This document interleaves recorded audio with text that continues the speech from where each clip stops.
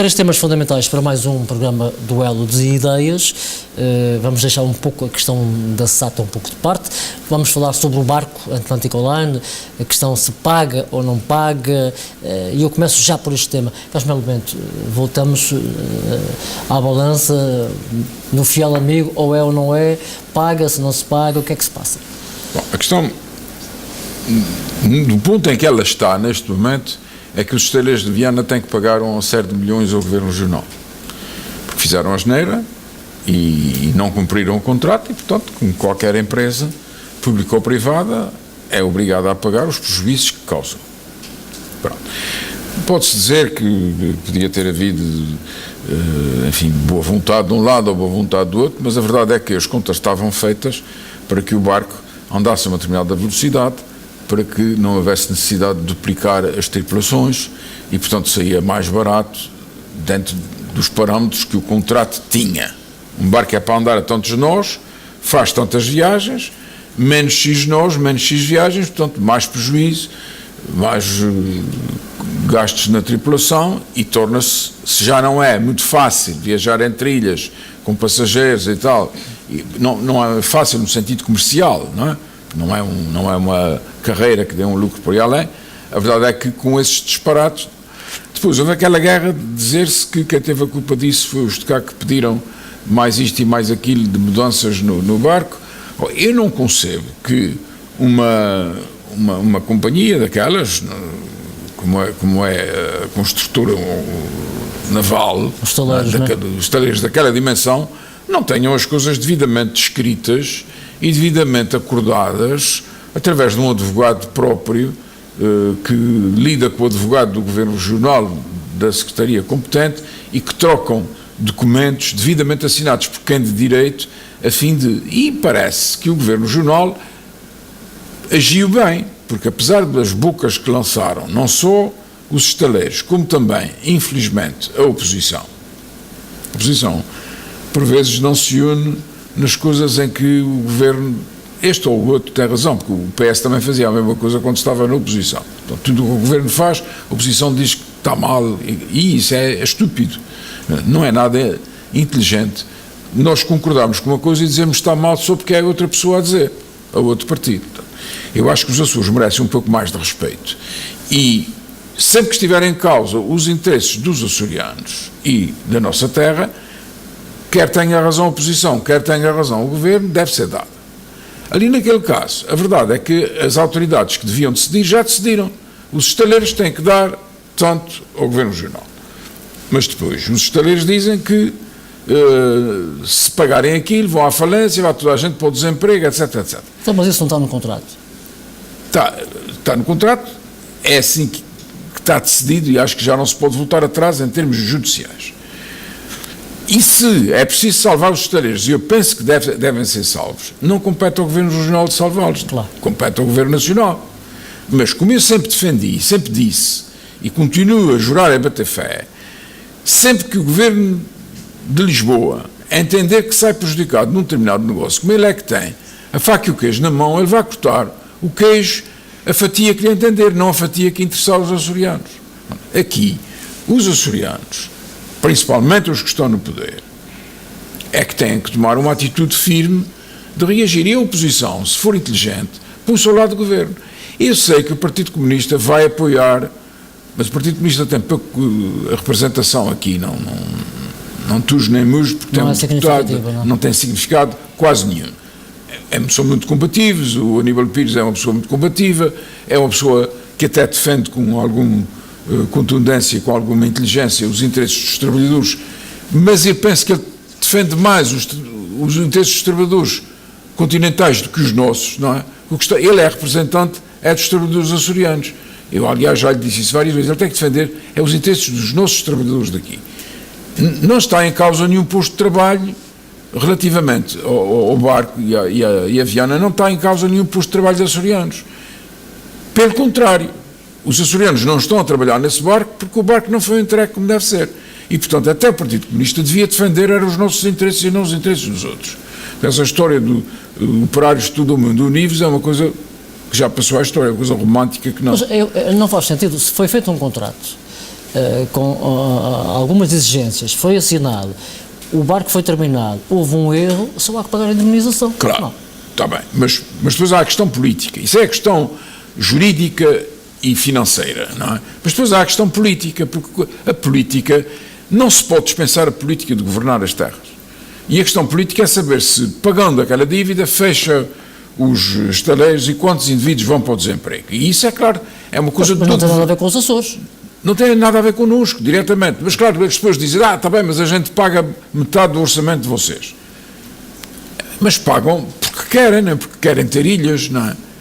E aquele argumento que eles não querem que eu diga, que nós, independentes, seríamos mais bem governados do que estamos a ser governados agora, numa dependência que nunca decidimos só aquilo que nos interessa, decidimos aquilo que os outros autorizam que a gente decida, porque tem a faca e o queijo na mão. Claro. Isso tem que acabar em certa medida, porque senão os nossos problemas nunca são resolvidos, acabam por nunca ser resolvidos, e quando são resolvidos a favor deles.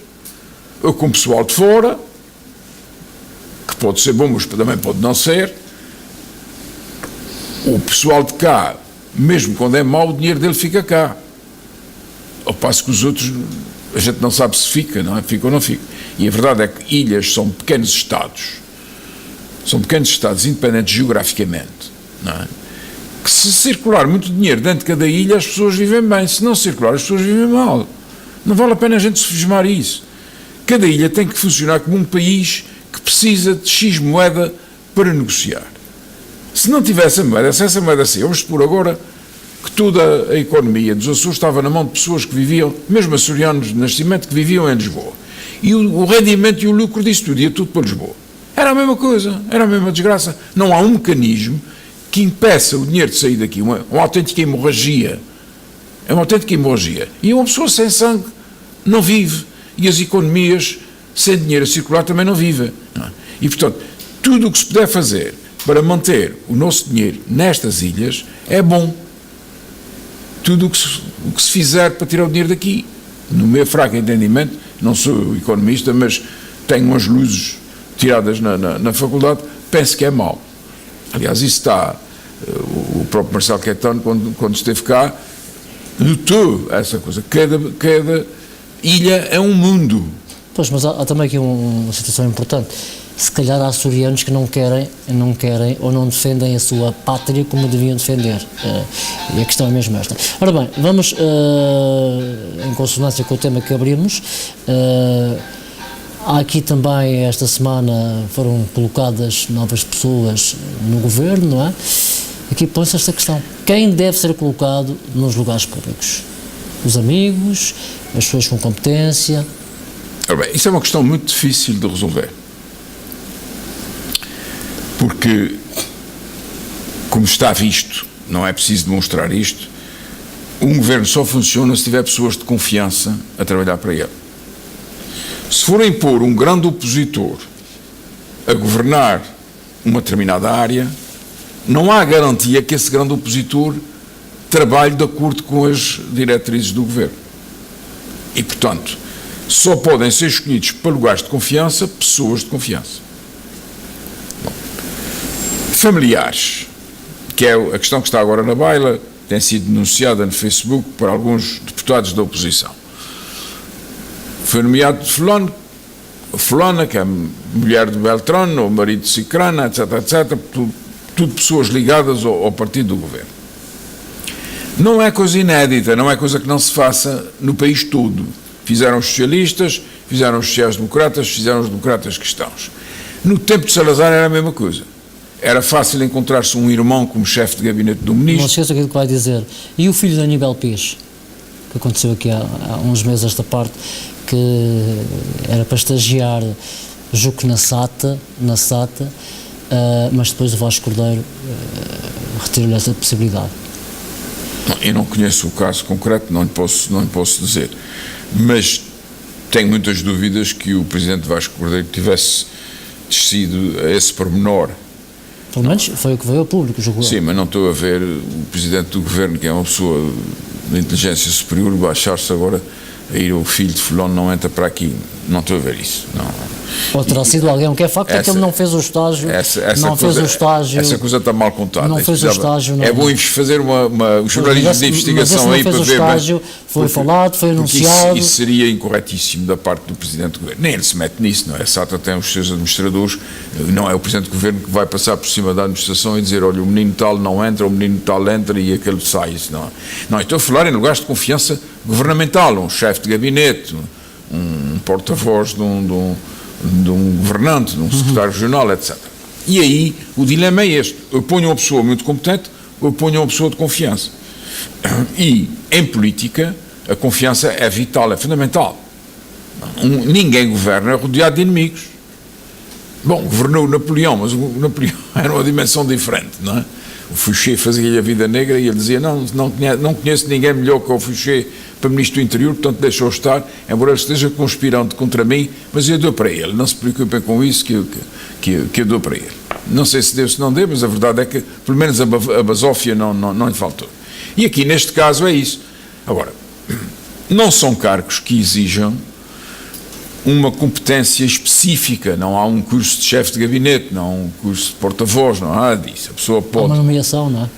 Aquilo é da confiança do governante que nomeia a pessoa. É um cargo político, não é? Agora, é preciso ter muito cuidado com isso, porque o nepotismo, nepote em latim era neto, e portanto nomear o neto para um cargo público era assim uma coisa infamante. Devia-se nomear as pessoas de competência para isso. E o nepotismo foi muito evidente no fim do mandato, do último mandato de Mota Amaral. Aliás, já vinha de trás, mas depois havia um certo descaramento. Portanto, cheira a fim de feira quando se começa a fazer isso. Portanto, cheira a fim de feira. Não é? O Estado não é de ninguém, é de todos. E a primacia deve ser dada aos mais competentes, no interesse dos próprios governantes, porque se o governante tiver um chefe de gabinete que é muito da confiança dele, mulher de um deputado ou marido de uma outra secretária, que seja chefe de gabinete dele, mas que não seja competente para o lugar, ele vai dar com os burros na água, porque quando aparecer uma crise difícil, a pessoa ou tem caco suficiente para resolver a crise, e o secretário não está, mas tem que atender uma pessoa, ou tem que responder a um telegrama dando pedindo uma demora, ou arranjando uma solução de uma terceira via qualquer, que depois o secretário valida quando chegar.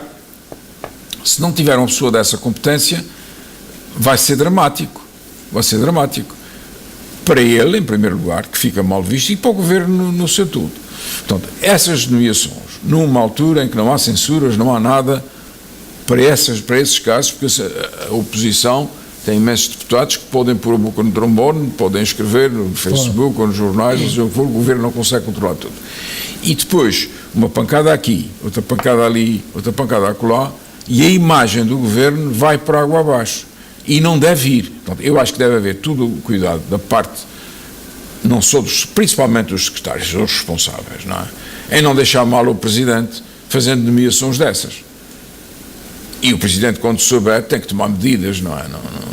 O Presidente agora deu um golpe de força, demitindo 2 secretários e nomeando 4, não é? Portanto, quem manda aqui sou eu, e isso está certo, porque quem manda é o Presidente. Diga uma coisa, qual é a sua ideia sobre, por exemplo, a questão do Governo da Madeira, que todos nós sabemos que no seu interior, na sua equipa, há muitos familiares do Presidente. Pois, é a mesma coisa, quer dizer, aquilo também ali é um caso muito especial. É o cunhado, é o primo, porque é um governo que já tem um Presidente com 30 anos de presidência, não é? E claro, naturalmente as pessoas com a idade não ficam melhores, podem ficar mais apuradas em algumas coisas, de sensibilidades e até de inteligência, mas em termos de capacidade prática de trabalhar e de vigiar as coisas todas, perde qualidades, não é? Isso é um caso que, como não diz respeito aos Açores, eu até nem gostaria de comentar. Eu acho que é um problema que os madeirenses têm que resolver. Agora, nós temos que resolver os nossos problemas, e isso é um problema. Não é no momento da nomeação, mas será futuramente. Então, a sua opinião está contra a nomeação, Eu acho que por exemplo, de familiares? deve haver imensa prudência em nomear familiares ou pessoas sim, que estejam ligadas. Se forem competentes. Bom, isso aí é uma catástrofe, não é? Isso aí é uma catástrofe. Entre um competente, que seja uma pessoa mais ou menos independente, e um incompetente que seja íntimo e tal, eu preferia o competente ao outro, não é? Até porque nós não somos os melhores juízes da nossa família, não é? Para nós é como a coruja e a águia, os filhos da coruja são os mais bonitos do mundo, não é? A águia disse: epá, fizeste-me um favor e não te vou matar os filhos, não é? Pronto, diz-me é que estão, não interessa, tu quando os vis vais ver que são os melhores, os mais bonitos do mundo. Claro, a águia chegou ali às corujas horrorosas e comeu as corujas todas.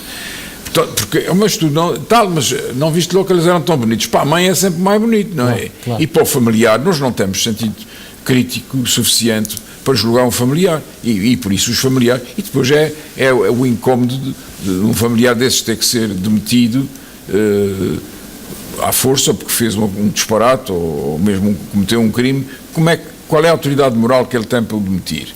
Não é fácil, depois vai ficar mal com a família e vai não sei o quê. Portanto, é preciso muito cuidado com isso. Então acha que os próximos tempos são importantes para... Enfim, eu acho que aí a oposição marcou um ponto. Embora não tenha grande autoridade moral, porque também fez a mesma coisa, não estes que estão agora, mas os outros do mesmo partido, e pode haver realmente problemas com isso, não é? Ora bem, já no programa passado tínhamos falado sobre a questão dos bombeiros, a questão da manifestação sim ou não dos bombeiros. O que é facto é que Vasco Garcia não se demitiu, internamente resolveu a questão e agora parece que vão, pelo menos ao que eu sei, instaurar processos disciplinares aos bombeiros que... Podem instaurar, porque as greves têm regras, não é só fazê-las. Há prazos para pré-avisos, há condições que têm que ser discutidas, mesmo quando a greve é uma declaração de guerra, não é? Para ser uma manifestação tem que haver um pré-aviso de greve, não é? Claro, se é para fazer greve. E depois, aquilo como eu já disse semana passada, é uma corporação militarizada, ou quase militarizada, porque tem regras, aqueles homens quando vão defender as vidas dos outros, aquilo obedece tudo ao comando, a uma cadeia de comando como deve ser, ou então é tudo uma catástrofe, não é? E portanto tem que haver ali disciplina quase militar, ou mesmo militar, se quisermos, não é? Durante muito tempo foram militares que ocuparam aquele cargo exatamente por isso, porque são pessoas formadas na disciplina, na hierarquia. O facto é que julgo que 2 membros da direção já se demitiram. Portanto, isso é a questão política. Vasco Garcia tem que enfrentar na frente interna uma questão política, porque se a direção dele se degradar e desaparecer, ele tem que provocar eleições e tem que ser reeleito ou não, não é? Portanto, se ele tiver a maioria, substitui esses por outros e fica na mesma como presidente, depende dos sócios. E a corporação, eles cometeram infração disciplinar e estão sujeitos. Agora, é muita gente. Numa corporação daquela dimensão, 50 bombeiros é muita gente. E, portanto, não é fácil punir a nação inteira, não.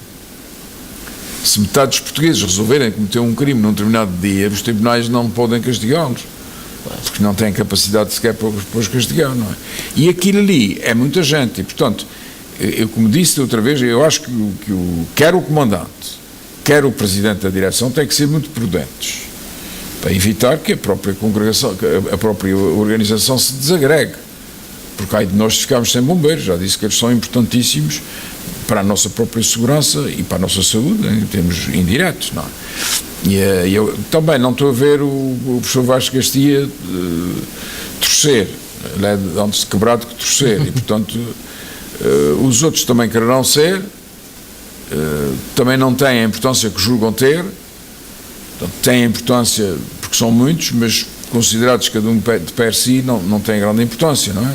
Estão numa escala diferente do professor Vasco Garcia, não é? O professor Vasco Garcia não precisará aliás não ganha nada em ser presidente, não é? Em termos materiais e em termos intelectuais também, ele está ali a prestar um serviço à nossa comunidade, um homem que foi reitor da universidade não é promovido para ser por ser eleito presidente dos bombeiros, não é? Claro, Pelo contrário, claro. vê-se que é um sacrifício que ele está fazendo porque é uma pessoa bondosa e dedica-se à coletividade.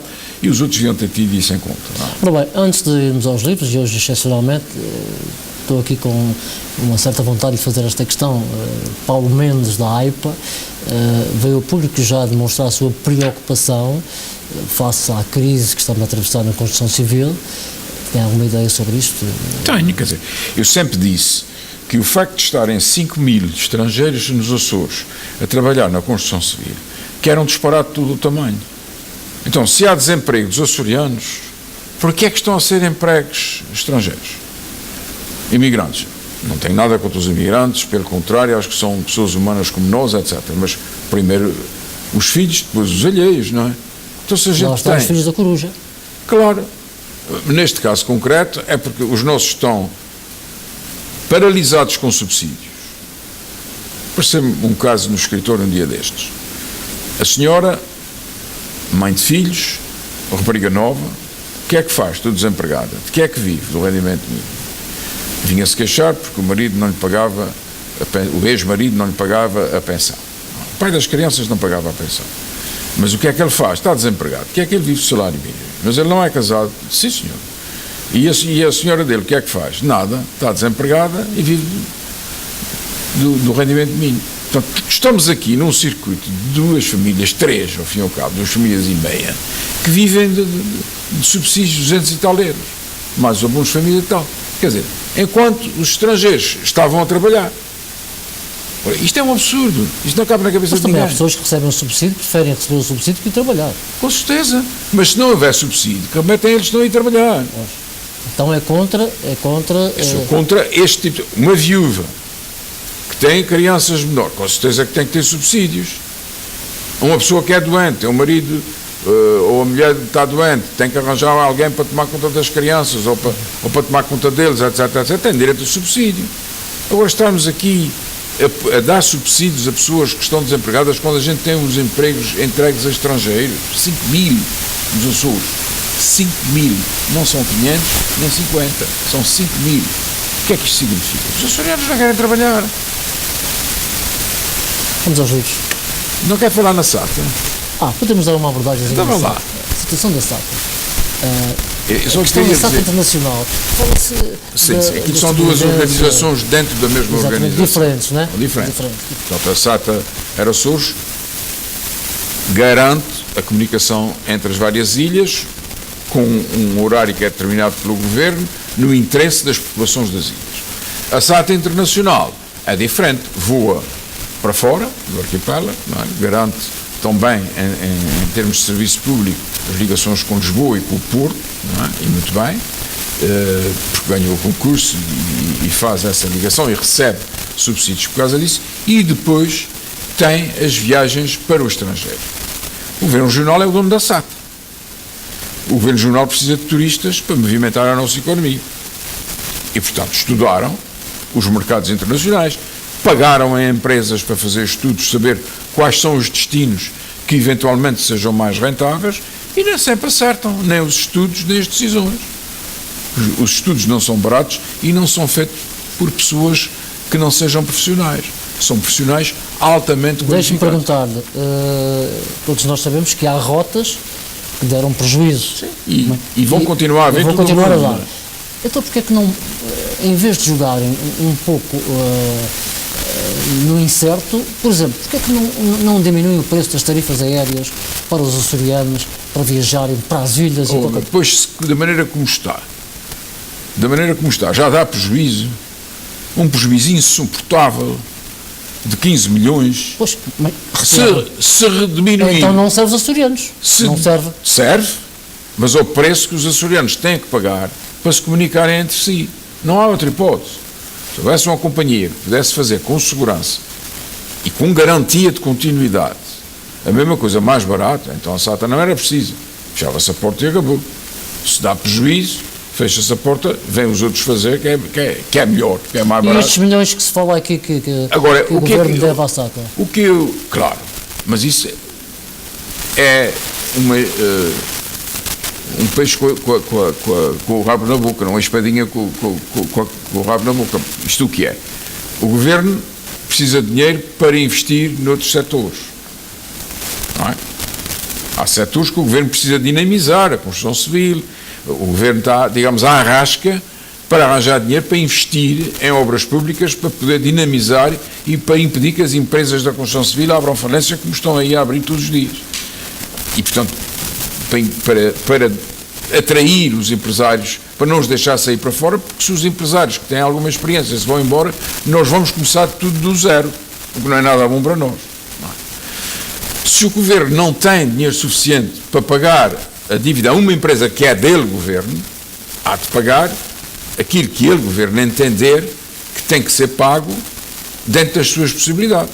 Não vai dizer agora, estamos lá os milhões todos que te deve e depois e o que é que eu dou aos outros? Não dou nada. Tem que haver uma distribuição equitativa. Se estivesse a fazer uma coisa de má fé para prejudicar a SATA e tal, pois teriam razão as oposições. Mas deixe-me falar no sindicato. É que o sindicato agora, eu sou advogado, eu sou talvez o advogado mais antigo de um sindicato, eu sou advogado do Sindicato dos Estivadores desde 1973 até hoje. Eu sou o consultor jurídico mais antigo que há em Portugal de um sindicato e, portanto, sei do que é que estou falando. Como é que um sindicato provoca um prejuízo gravíssimo à SATA com uma greve completamente selvagem, que é que aquilo foi, não é? Uma greve selvagem porque aproveitou-se das fraquezas do momento e da empresa, etc. E provocou um prejuízo e da gestão, já houve aí greves. Eu não discuto o direito das pessoas. As pessoas têm tudo o direito, mas têm que ver. Se matarem a galinha de ovos de ouro, ficam sem ovos e sem ouro. Isso é emprego, neste caso, que é mais grave. E agora vem dizer que estão muito preocupados com a sobrevivência da SATA. Então fazem o mal, embora com boa intenção. Eu não discuto que os sindicatos tenham feito isso com boa intenção. Estão defendendo os seus interesses e muito bem. Se aquilo fosse uma empresa privada, pois que se aguenta, é uma empresa pública, todos nós. Qualquer movimento de greve ou de protesto tem que ter em conta toda a situação, não é só uma parte dela. Diga-me agora uma coisa, está de acordo com a permanência da SATA Internacional? Com certeza.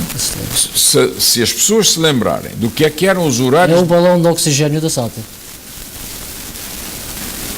Bem, não lhe posso chamar isso, é uma necessidade que a SATA tem. Digo isto porque há pouco tempo Manuel Cansado disse publicamente também que era importante, foi importantíssima a SATA Internacional. Claro que é.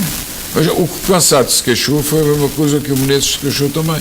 É da intervenção do dono na empresa. Dono? Governo. Sim, mas que tem que intervir, porque ele é dono daquilo. Como é que se pode impedir o dono de mandar uma empresa? Pois, o 25 de abril de 74 já acabou há muito tempo. Há regras. Mas parece que o dono está a mandar mal. E não sei se está mandando mal. Nós estamos numa crise. Todas as empresas de navegação aérea estão mal. Falam-se nos low cost. Os low cost são um perigo. Eles não viajam com a gasolina suficiente, imposta pelas regras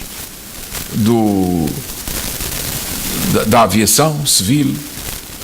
Levam menos gasolina para ter menos peso, para levarem mais gente. E se há um desvio ou há um mau tempo num sítio qualquer, o que é que vai acontecer a cada gente? Bom, vamos aos livros. É muito complicado. É um assunto completamente especializado. Portanto, não é uma coisa, não é dirigir uma loja de fazendas nem uma mercearia. É um assunto... é contra as low cost. Eu não sou contra as low costs. Eu sou a favor de que as low costs têm que cumprir as mesmas regras dos outros. E não cumprem. E não cumprem. Aquilo é capitalismo do mais selvagem que há. É como as andorinhas, sujam os beirais e vão-se embora para o outro lado. Não? Muito bem, vamos aos livros então. Nós temos aqui, eu hoje vou compensar o Dr. José Andrade, acusou-me de, fiz tanta coisa, foi logo escolher o meu livro de poemas. O José Andrade tem uma obra muito boa, ele é filho de um jornalista, ele próprio tem mentalidade de jornalista e fez esta 1974 Democracia, que enfim, é um repositório jornalístico, todo o movimento histórico que se deu à volta da Revolução de 1974, em que o Estado autoritário, o chamado Estado Novo, de Marcelo Caetano na altura, foi derrubado e foi instaurada uma democracia embora passando por 2 anos praticamente de loucura, de extrema esquerda e de quase domínio do Partido Comunista sobre o aparelho de Estado. Sobre o aparelho de Estado. O José Andrade faz um trabalho muito interessante, muito bem documentado, com imensas fotografias, embora as fotografias não sejam muito boas às vezes porque são tiradas de jornais. É um livro cheio de elementos, de imagens, de imagística e de texto muito bom, que se lê muito bem. É um dos livros de José Andrade e, portanto, vale a pena ter isto. Quem quiser, principalmente as gerações mais novas, se quiserem conhecer ou saber o que é que se passou neste período, é obrigatório ler este livrinho, que está escrito numa perspectiva açoriana, claro. É um homem que nunca saiu daqui e nunca fez política senão nos Açores e, portanto, é a perspectiva certa para lidar com este tipo de acontecimentos. Não quer dizer que eu concorde com tudo que ele diz, mas como é mais reportagem propriamente do que opinião, é interessante. Agora, eu queria falar noutra figura que infelizmente nos deixou há muito pouco tempo, o José Manuel Medeiros Ferreira. José Manuel Medeiros Ferreira era filho de um graduado da Guarda Fiscal, irmão de um almirante, irmão de um general, foi o único dos filhos que digamos, tinha uma concepção de esquerda da vida, sempre foi socialista. Ele interveio na crise académica de 1962 ao lado de Jorge Sampaio, de Vítor Vengarov e dos outros indivíduos que depois foram grandes na política. Ele foi preso, exilou-se do país quando o memorizaram para o ultramar, porque ele era contra a guerra do ultramar, mas depois foi para a Suíça, doutorou-se e fez uma obra muito interessante com temas açorianos. E são exatamente 2 desses livros, muitos livros que ele escreveu. Eu trago aqui 2 só, em homenagem a este querido colega de liceu. Foi meu colega de liceu, eu depois fui para Letras, fui para a História e fiquei em Direito. As nossas faculdades eram vizinhas em Lisboa e foi um querido amigo, mesmo quando ele foi Ministro dos Negócios Estrangeiros, tratava as pessoas como se não fosse Ministro dos Negócios Estrangeiros, que é que me deve ser, pelo menos as pessoas da sua intimidade, e na altura, enfim, não era uma pessoa muito benquista do poder político, porque tinha aderido ao Marcelo Caetano, que foi meu professor, enfim, e eu vivi muito tristemente os primeiros tempos do 25 de Abril até ser restaurada a democracia. Depois de restaurada a democracia, no 25 de novembro de 75, converti-me plenamente à democracia, porque é sempre muito melhor que o regime autoritário, até ver, isto, a democracia sem autoridade também. Medeiros Ferreira escreveu Com os Açores no Dobrar do Século. É um dos muitos livros dele que é muito interessante de se ver e de estudar, porque ele é professor e, portanto, é uma obra de investigação muito interessante e completa. Todos os trabalhos dele são completos. Aliás, eu, na minha história dos Açores, tive que o citar muitas vezes, porque este também é um livrinho dele. Este tem a curiosidade, porque é um ensaio histórico sobre a Revolução de 25 de Abril, o período pré-constitucional, portanto, desde 1974 até 1976, com a Constituição atual, que é a Constituição que em Portugal durou mais tempo. É engraçado. O pai da Constituição é o Jorge Miranda, mas ele pode gabar-se, apesar de não ser um gênio, pode gabar-se de ter escrito a Constituição que mais anos durou em toda a história de Portugal. As Constituições portuguesas começam em 1820 e, portanto, a partir daí estão em vigor 1 ano, 2 anos, 5 anos, 10 anos, 15 anos. A Constituição do Estado de Novo que teve mais tempo, de 33 a 74, mas essa já está há mais tempo. Portanto, a Constituição Portuguesa. E este livro tem outra particularidade, é que está à venda na Feira do Livro por 2,5 €. Portanto, isto com capa dura, é um livro naturalmente mais caro que 2,5 €, mas o senhor José Carlos Pacheco vende-o a 2,5 € e qualquer dia está esgotado, porque é claro, qualquer intelectual que lá passe, vê isto de 2,5 €, compra logo 2 ou 3 para oferecer. Boa semana. Hoje, além dos 3 temas habituais, fugimos um pouco do nosso conteúdo, falamos mais 1 ou 2, mas também mediáticos. Para a semana voltamos, até lá.